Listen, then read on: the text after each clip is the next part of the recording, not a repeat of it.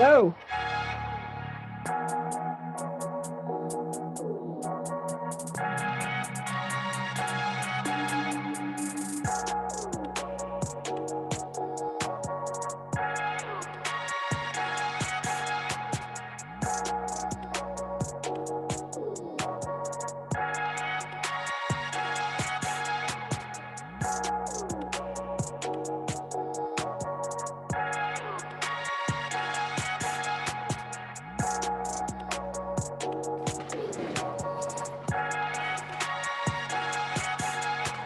Yeah, man ain't got a t-shirt on.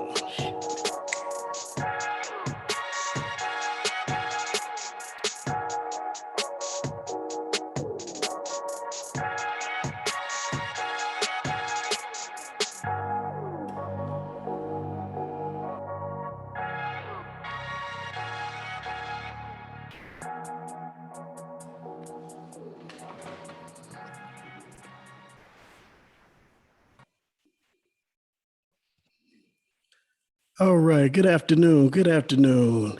I just want to tell everybody, each and every one of you all, thank you so much. Thank you so much for this opportunity to be before you guys. I have to say this first and foremost. This has been a journey. I've been working so hard to get this done, and thank God that it has come to fruition. So I just want to tell you all, thank you from the bottom of my heart for helping me create this podcast, which is called Digesting Black History 365 podcast. Everything is centered around positive Black history that we all have. That we all know about. So I want to say first and foremost to my co-host, Gwen Moore. She is our curator. And we have coming up very shortly would be Greg S. Carr. He is our playwright. And we have on the air our first guest, and that is the Bosman twins, Dwayne and Dwight Bosman. Welcome, gentlemen. Welcome.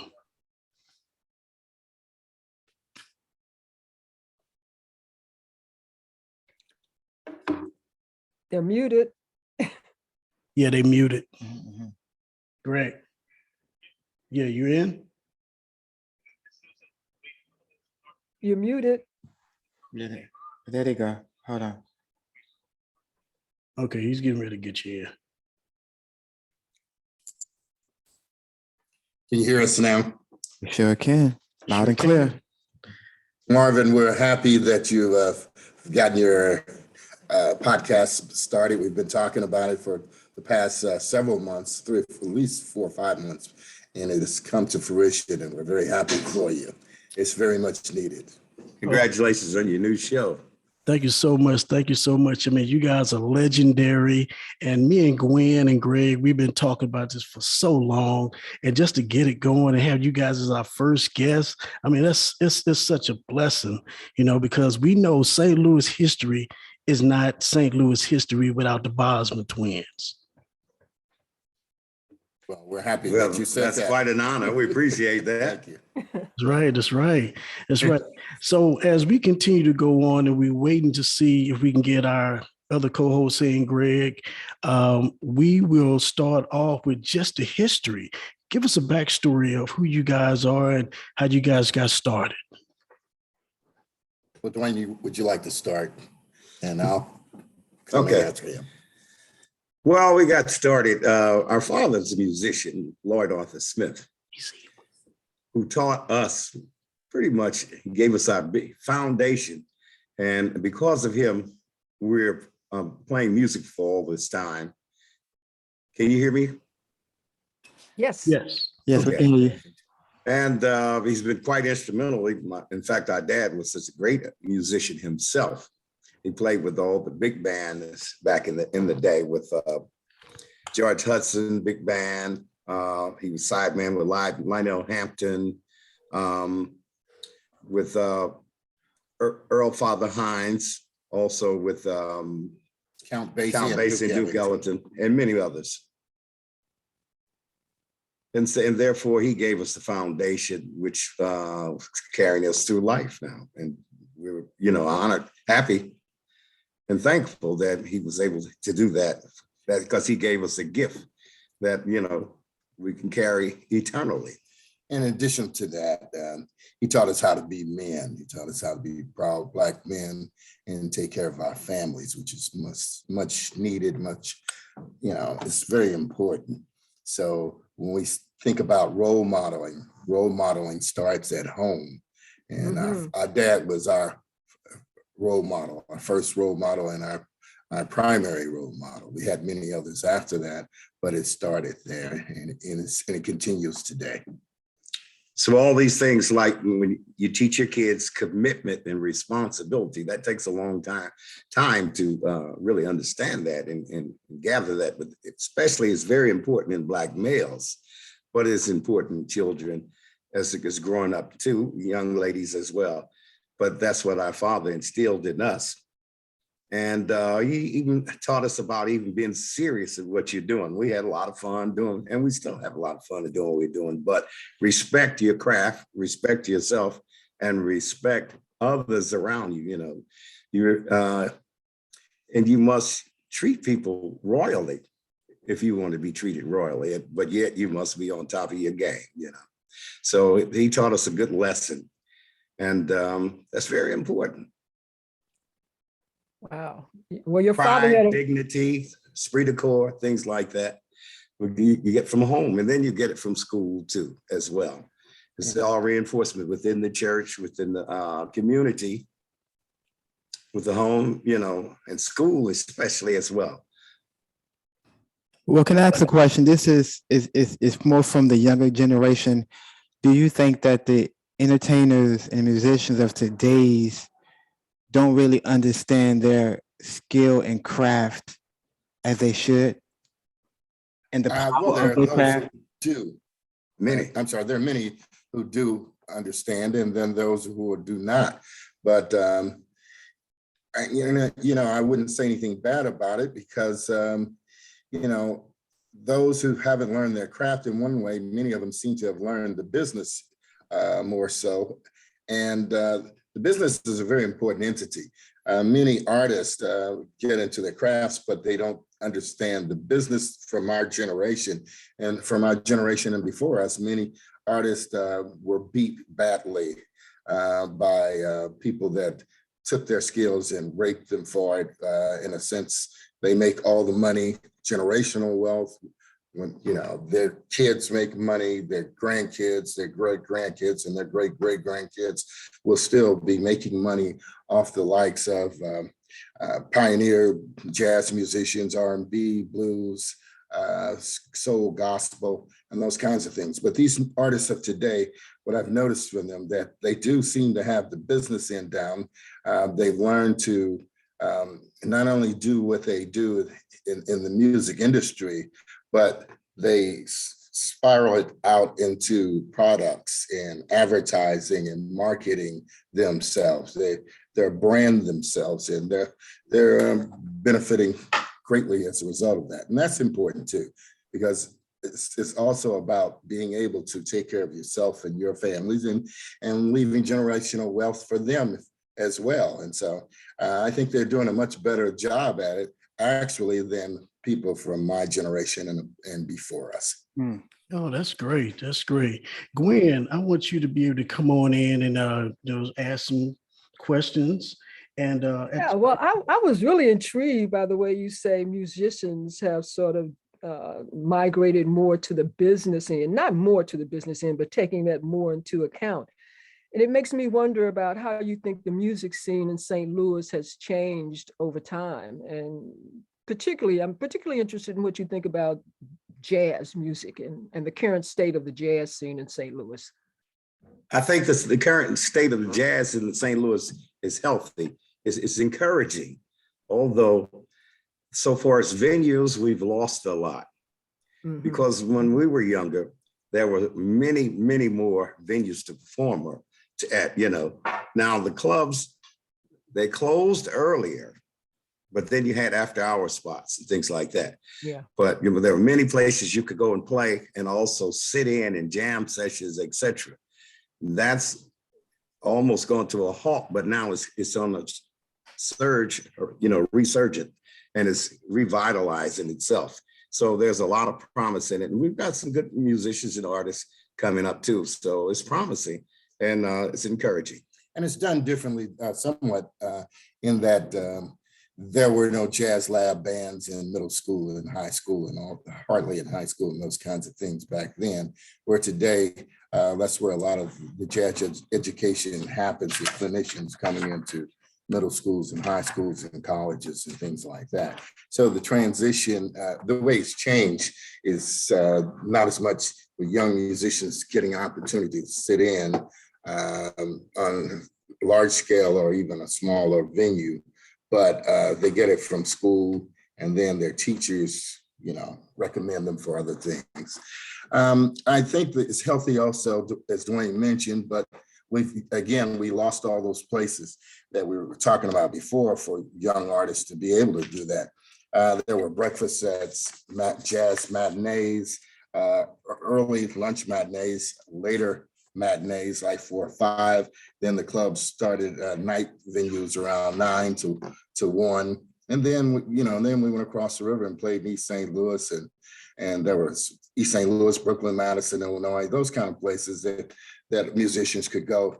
And it was not uncommon that when we left the Moose Lounge, for instance, that we'd go across the river and we'd start at 2 or 3 o'clock and go to 6, 5:30, 6 o'clock.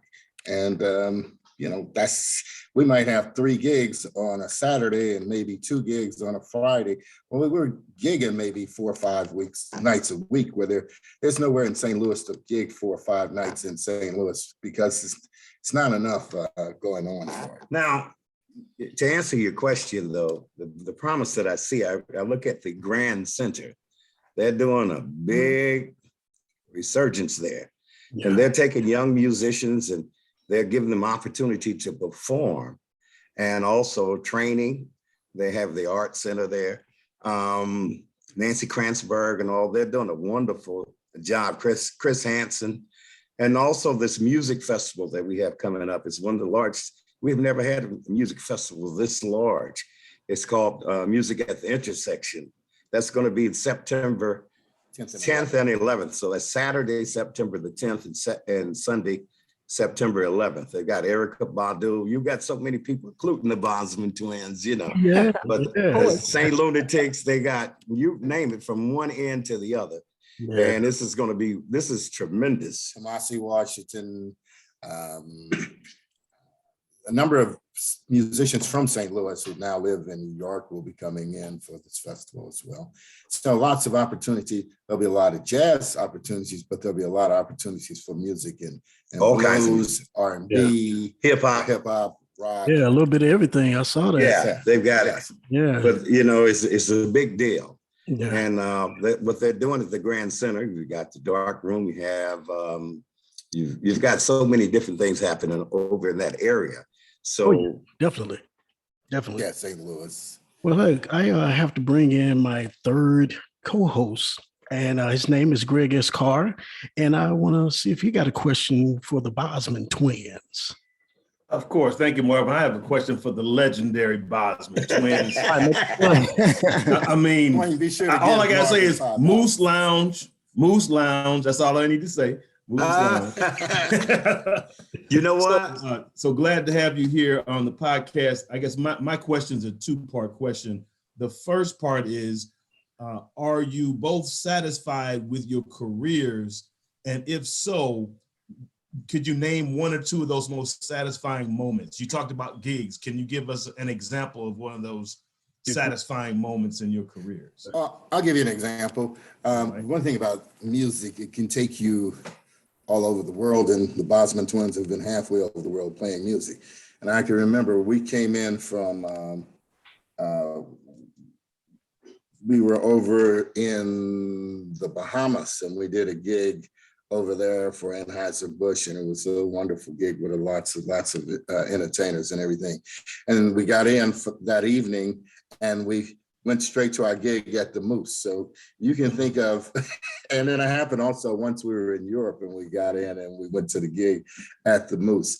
So if you can think of being like somewhere like, over, 1,000 miles or something like that, and coming back and then hitting Moose or whatever your local gig is, it can happen. And it did happen for us. So that was gratifying for us, but it was quite contrasting though. Let's say that. Let's explain for the audience, because some audience, you've got younger audience, they know nothing about the Moose. Yeah, tell us about the a lot Moose. of older, and it was one of the longest running jazz clubs in St. Louis at the time, in North St. Louis, over on Pope and Rosalie.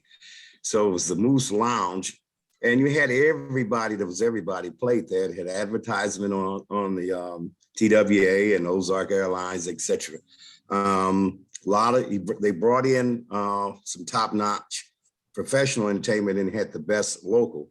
We were the house band. They had different people come, because when we would leave town or something, play elsewhere, someone else would come in and play. But when we finished our engagement, we'd be back at the Moose Lounge. So that's what it was noted for.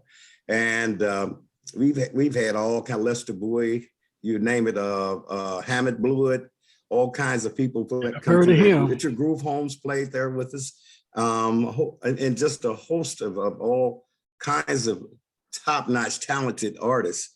And it was a learning ground for us too, as well. And the many different musicians played there with us and with their own thing. But some of them left and went on to teach at Berkeley and other kinds of things. So it was legendary and still is. We did a thing at Joe's Cafe, a performance back in February. It was called The Moose Reloaded. So we're connecting back with the Moose, and we have people like P. Todd Williams, Darryl Mixon, playing with us, Henry Taylor Jr. They play with us at the Moose, and they all have their own things going. So now we have the new resurgence again with the Moose Reloaded coming up, and that's Thursday, May 5th. So if you get a chance, you have to buy your tickets online, get them in advance, because we sold out last time. People were trying to get in and they couldn't get in. So get your tickets online, but this is called the Moose Reloaded Part 2. We also wanted to say that we had people like Marcus Baylor playing with us at the Moose. I mean, there were so many people, I can't remember all the names. Kim Thompson. We had, Dwayne, name some of the people who played with us at the Moose.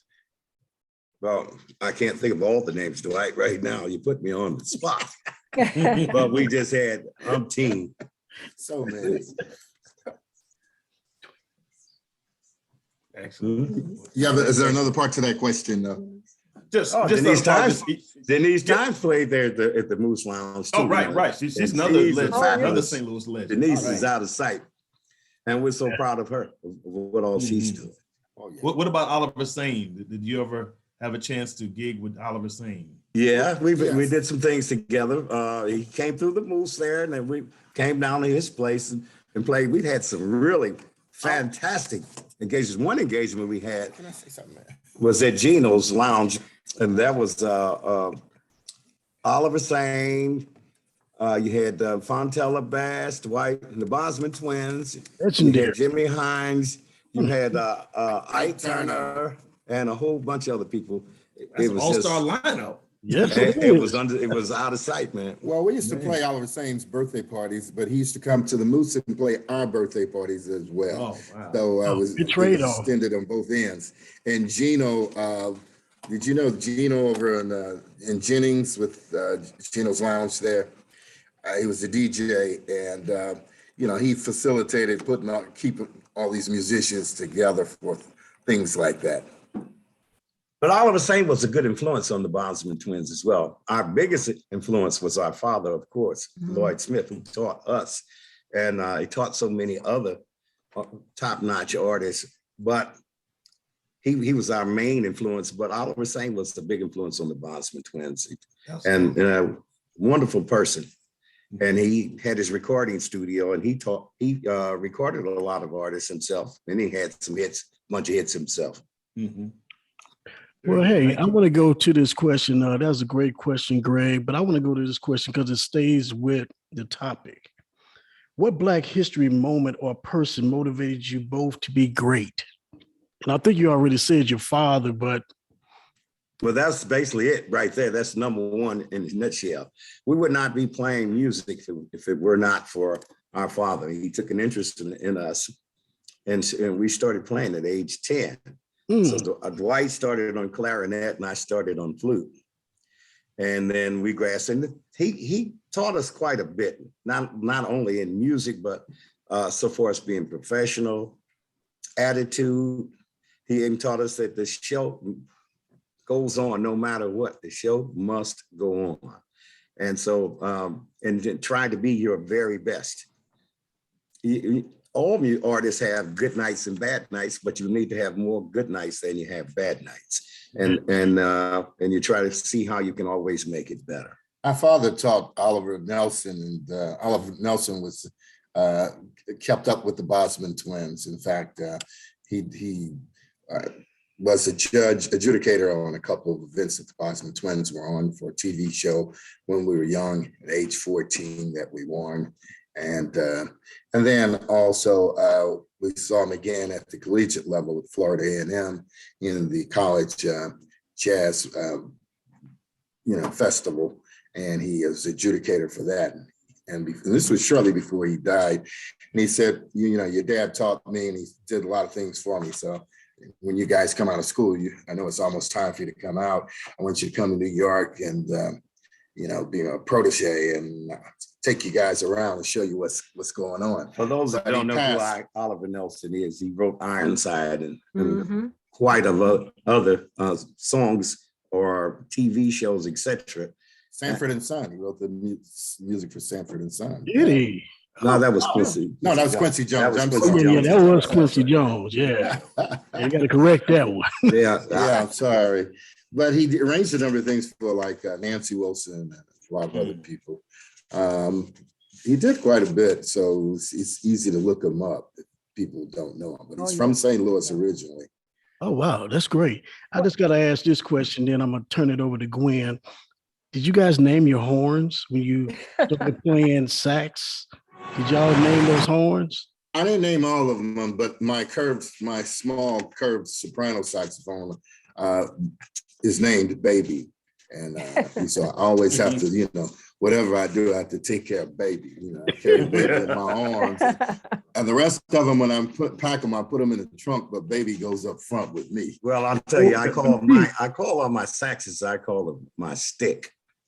My flute, I call my wonder. My alto flute, I call my dear. And my bass flute, I call Big Daddy. I like bass that. flute is a beautiful sound. I don't bring it out often, but that's a real beautiful sound. You have to have it's real soft music for the low sounding pitch on the bass flute, but it's beautiful. Oh, alto flute too. Well, my So now that's baritone the one. I call Big Boy. Okay. That's the one. That's the big one you guys play, right? Yes. Yeah, I like that one. When I came to a live concert that you guys did at the Bistro, oh man, it's some years ago, and y'all were playing them together. Oh, it sounds so good. Oh. Thank you. Well, look, Gwen, we're gonna. Yeah, well, let me say, I'm glad you talked about the Moose, because I remember the Moose. My brother's a jazz musician, Marvin Horn. Oh, Marvin. Now, we went to Beaumont Marvin? together. And we played together. We had a group together that we played. The group's called Soulful Moods. I know. And Wow. so you mentioned that, they tried to lure you to New York. But you decided to really make your career here. Why did you decide that you were going to stay in St. Louis rather than go to New York that so many other musicians have gone to? Well, actually, we stayed in Florida for about 8.5 years, and then we came back to St. Louis, and we were undecided. We were considering going to New York, which was the premier location for jazz musicians, and a number of other musicians from St. Louis had gone to New York. So it was kind of the place to go, but also, West Coast LA was opening up with another sound, with that cool sound on there, and that was another option. So I was thinking about it when we came back to St. Louis from Florida.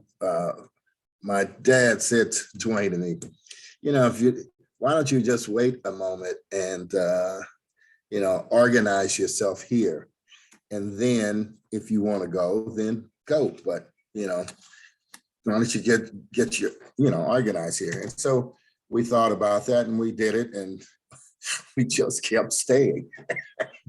We had a great time here. We just ended up continually staying here. We also had kids come about and to try to do the right thing. So far as commitment and responsibility, that was very important. A lot of musicians took care of their responsibility on the road, etc. But others weren't able to because in order to further their career, they had to do what they had to do. And so did we. So we consciously made an effort to stay here and take care of our families. Okay. Well, hey, Greg, we're going to let you probably segue to our video because Dwayne and Dwight, he is our playwright. And normally we would have had him do two parts. He would have played Dwight for one segment and Dwayne for the other segment. But we're just going to do the video that you guys allowed us. But we're going to let Greg say a few more things before we close out because, Can I say something? Go ahead. I didn't mean to interrupt. I just wanted to say for your listening audience, we appreciate you. And those who have not heard us, please come out and check us out. We are appearing at Joe's Cafe with the Moose Reloaded Part 2. That's Thursday, May 5th. And before that, I forgot that we're in Chicago at Winters Jazz Club, April 29th. And then we're at the Velvet Note in Alpharetta, Georgia, which is like the suburbs of Atlanta. We're there at the Velvet Note May 7th and May 8th. That's Mother's Day weekend. That's a Saturday and a Sunday. Well, I had to. And Gwen, I also like to say to Gwen, thank you for, reminding us of Marvin Horn, your brother. And that's our good friend, but we're all of Beaumont. All of Beaumont, that's right. He was living in Harlem for a long time and still there. Teaching also. He's still he's teaching at the university, isn't he? No, he's still playing. I thought he was. I know he's playing, but I thought he was teaching also. No, well, he teaches, but yeah, he does teach. I just saw Kelvin Bell. He was just here, and we talked about Marvin. Oh, okay. I'll tell Marvin that you asked about him. Yeah, tell him we said hello. Oh man, that's good. I think I talked to him about a couple of years ago, so I'll give him a call. Oh, good. He'll be happy to hear from you. But this is one of the things, and I'm going to interrupt too. This is another reason why this podcast was created, because for the young folks, as well as folks my age, and I'm 55, who don't know about the Bosman twins, who need to know about the Bosman twins, and we're going to make sure that they know about you all. So we will be able to put out a lot of content for each and every guest that comes on. So we want to make sure that they're understanding that positive Black history is here in St. Louis and all over the world. So for you guys being the first guest, and you guys have played all over the world, come on now. People don't know about the Bosman twins. You're sleeping. Greg, finish us out. All right, legendary Bosman twins. So I'm one of those. I'm a huge jazz aficionado, have been for years. So we know that Grover Washington Jr. had a distinctive sound. We know Gerald Albright has a distinctive sound, or Najee, or even George Howard. You know when the first couple of notes come on, what distinguishes the Bosman twin sound? Well, you just have to listen for one, because each one of them have their own identifiable sound, but we do too. The Bosman twins, if you hear the first few notes, you'd have to listen to us enough to know that that's the Bosman twins. That's all. No, I'm going to say that, first of all, our influence in our sound, a lot of it comes from the gospel. Mm-hmm. So we have classical roots like many, but also it comes from the gospel. And on the sax, as example, I got kind of a gritty sound. So it's noteworthy. And then Dwight and I have a balance that we have as twins that comes together collectively that's unique somewhat. And when we blend the flutes and the saxophones and the clarinets, et cetera, together with the different saxes, it's none other than the Bosman twins. So we don't sound like, we don't sound like anybody. We sound like the Bosman. We really don't sound like anybody but the Bosman twins. And that's really important because, like you say, identity is the most important thing. And that's how I see many great artists out here, but they sound like, okay, they say she sounds like Aretha Franklin. He sounds like Gerald Albright. He sounds like Kenny G. But if you want to hear Kenny G, you're going to hear Kenny G. If you want to hear Aretha Franklin, you're going to hear Aretha Franklin. So identity is number one. Now we identify people, some of them by the way they walk, or you can identify a person by the way they talk. You hear one word, you know exactly who they are, or a certain laugh you hear. I know that's Joanne. And same way, I know that's the Bosman twins. And if one sounds better than the other one, you know that's Dwayne, not Dwight. And Gwen, by the way, I know Marvin Horn's sound too. Okay. And he's a bad boy. That's it. He's a guitarist for those who do not know. Well, Yeah. and let me tell you, that's high praise coming from the Bosmans. See, we remember coming over your house when we had rehearsal with Marvin and all that over on Dryden. That's Now- right. I remember that. A lot of years ago, yes. Long time ago. Yeah, but we're all blessed to still be here. You know, we have to give a lot of thanks first to God, because we've seen many people come and go, and those that are even here, some of them are struggling so hard.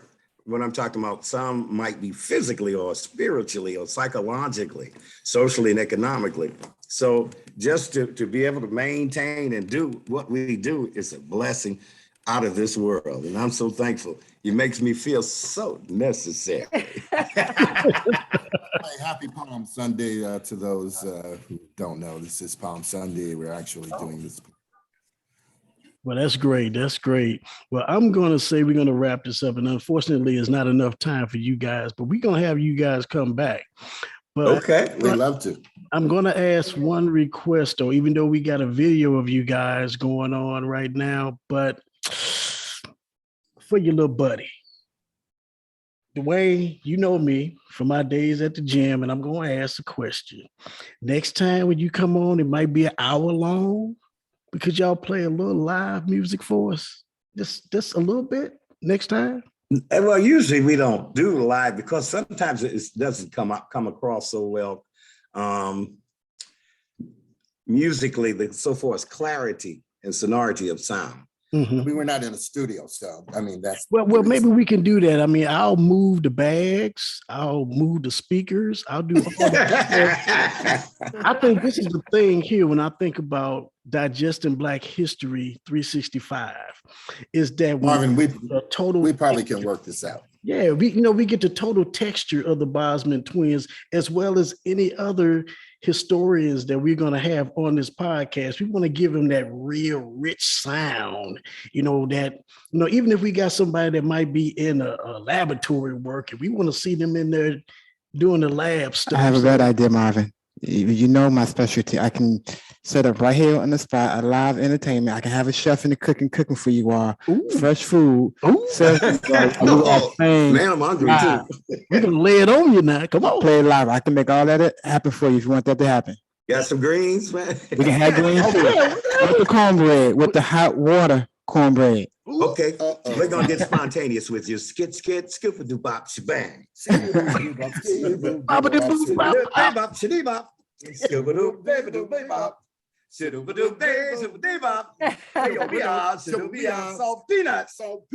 Skit, skip-a-doo bop, shebang. Oh my goodness. I'll take that. We coming out the gate. We coming out the gate great. I'm so happy and thankful that you guys were able to be on Digesting Black History 365 with me, Gwen Moore, our curator, and Greg S. Carr, our playwright. trust and believe when you guys see this, and as you guys continue to understand about Black history, get your notebooks out, get your sponges out, because that's what it's all about here in St. Louis and around the world, positive Black history. So I thank you again, Dwayne and Dwight, and we are going to go into a video of you guys when y'all were little bitty kids. So thank you again, guys. Thank you so much. My pleasure. Thank you for having us. Oh, yes. Yes. And remember now, we want y'all to come back. Please come back. We will. We'll be Black. And that's We a certainly fact. hope so. And that's a fact.